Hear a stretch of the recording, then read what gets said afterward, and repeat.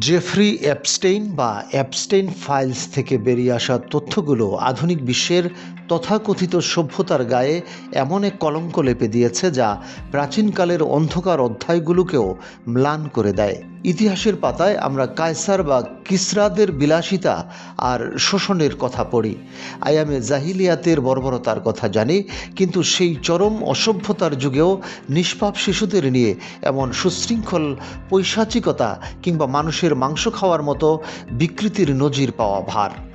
আজকের দিনের এই প্রভাবশালীরা সভ্যতার যে মুখোশ পরে বিশ্বজুড়ে নীতি কথা বলে বেড়ান, পর্দার আড়ালে তাদের আসল চেহারা পশুর চেয়েও অধম। বিশ্বজুড়ে নারী অধিকার আর শিশু অধিকারের সবক দিয়ে বেড়ানো পশ্চিমা দুনিয়ার প্রভাবশালীরা আসলে একটি ভয়ঙ্কর psycho pervert. Donald Trump, Bill Gates বা ইলন মাস্কের মতো নামগুলো যখন এই নথির পাতায় পাতায় জড়িয়ে থাকে, তখন সাধারণ মানুষের পক্ষে সুস্থ থাকা কঠিন হয়ে পড়ে। অভিযোগ উঠেছে যে এই ক্ষমতাধররা কেবল শিশুদের উপর যৌন নির্যাতন চালিয়েই ক্ষান্ত হয়নি, বরং তাদের খুনের পর মাংস খাওয়ার মতো অমানবিক কর্মকাণ্ডেও লিপ্ত ছিল। তথাকথিত এই সুপার পাওয়ার দেশগুলোর নেতারা যখন নিজেদের বিকৃত লালসা মেটাতে ছোট ছোট কন্যা শিশুদের নরক যন্ত্রণা দেয়, তখন বুঝতে হবে এই সভ্যতা আয়ামে জাহিলিয়াতকেও হার মানিয়েছে।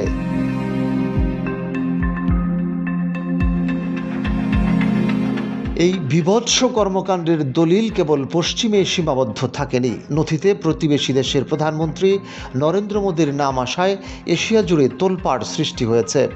অভিযোগ উঠেছে যে তিনি কেবল সেই অশুভ চক্রের কর্মকাণ্ডের সাথেই পরিচিত ছিলেন না, বরং এক ভোজসভায় ট্রাম্প সহ অন্যদের নেচে গেয়ে আনন্দ দিয়েছিলেন।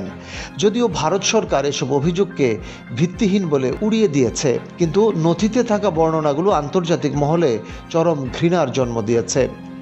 মানুষের বাচ্চার মাংস খাওয়ার মতো পৈশাচিক উৎসবে নাম জড়িয়ে থাকা যে কোনো নেতার জন্যই এক চূড়ান্ত নৈতিক ধস।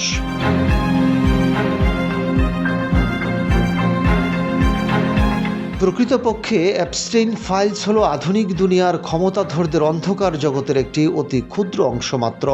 পশ্চিমা বিশ্বে হয়তো আরও অজস্র এপস্টেইন লুকিয়ে আছে, যারা প্রতিনিয়ত প্রভাবশালীদের কাছে শিশুদের পাচার করছে এবং ব্ল্যাকমেইল করার জন্য সেসবের ভিডিও ধারণ করে রাখছে।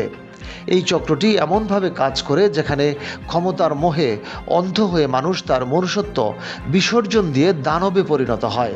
এটি কোনো বিচ্ছিন্ন ঘটনা নয়, বরং বর্তমান বিশ্বের মোড়লদের পদ্ধতিগত এক চরম অসভ্যতা। সভ্যতার এই মুখোশধারী ঘাতকরা যখন ধরাছোঁয়ার বাইরে থেকে যায়, তখন বোঝা যায় বিচার ব্যবস্থা কতটা ভঙ্গুর।